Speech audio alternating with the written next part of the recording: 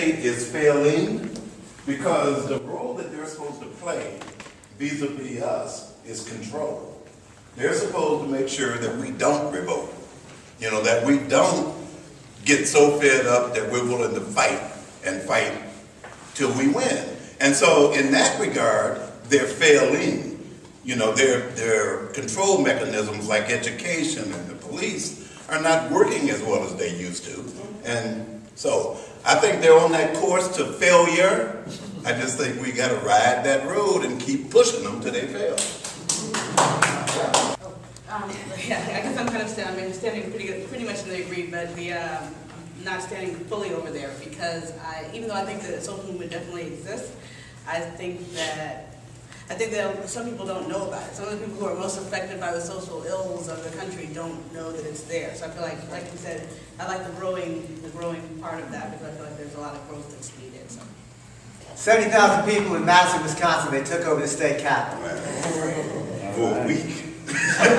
But I mean, I would say that I feel a lot of people haven't thought about unionization in a really long time. And we're at the first time for people, a lot of people, especially in my generation, who I talked to who were like, unionization. Oh, I thought my granddad was in the union. I didn't even know. You know, and so people who had no clue really about unionization are actually now talking about it. I think there are a lot of elements of a social movement, but I don't think that there is a social movement. I think that a lot of movements are broken up by identity, social economics, personal politics.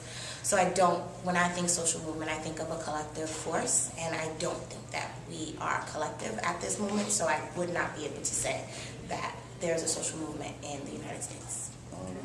There's social movements to become integrated. We need strategic convergence. So I want to hear what y'all mean by convergence and integration from folks that maybe haven't spoken yet.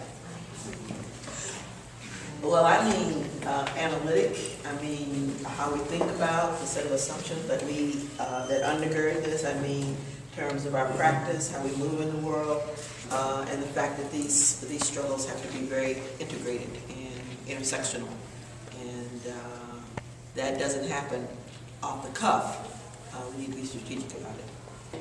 I think part of that is alliances of folks who are strategically not or historically not necessarily aligned in the same issues. So not just like being intersectional around what issues we're connecting, but like who we're connecting with, groups of people. Like Rita was talking about the alliances between like healthcare providers, medical practitioners, and healing practitioners, and how important that was. And then we talk about the strategic being that it's really intentional. Like it's not just something that is going to happen, but that we have to be really intentional about how we do it and really strategic about who we're bringing into the room and how we're talking about what those alliances look like, so that you know they're, I guess, egalitarian, so to speak, and so that folks are not, like one group of people are not taking up more space in the room than other folks, and that we're also not privileging one type of knowledge over another, so that when we're talking about, like that's what I think integration means.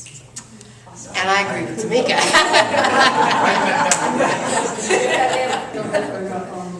I think collective governance isn't a state that exists for a long time necessarily. I mean, you know, on a picket line, when people are picketing and there's a strike, that's collective governance, because you're saying no to these authorities. They're calling you a pariah. You're out there and saying, we are who we are, and we're going to collectively decide how we are going to conduct this strike. We're going to make these assignments and so on. So collective governance is something people engage in all the time, and what I think what this is about is, as the state fails, we want to keep building up that process as it includes more and more people and becomes more and more permanent, you know, and stronger. So that's, I think it's more a dynamic.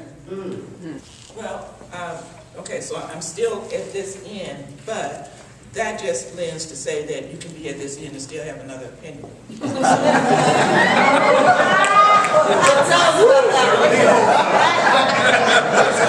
And then I'm thinking about what Fred's statement about the strikes and everything. Well, that was, I guess, collective governance, but it was only for those strikers there because you had all the people that were going to walk across that picket line. You know, so I think, you know, I don't know how collective that was. So, Question. Right. to comments, and that is a difference between heterogeneous collectivity and homogeneous collectivity. And heterogeneous, suggests that the persons that come to the governance bodies or structures, they maintain their own identities, culturally or even in terms of specific immediate goals. But they all understand there are these deep-seated common interests and goals. Great. Wow, that's great. It's the only time I'd be against homo.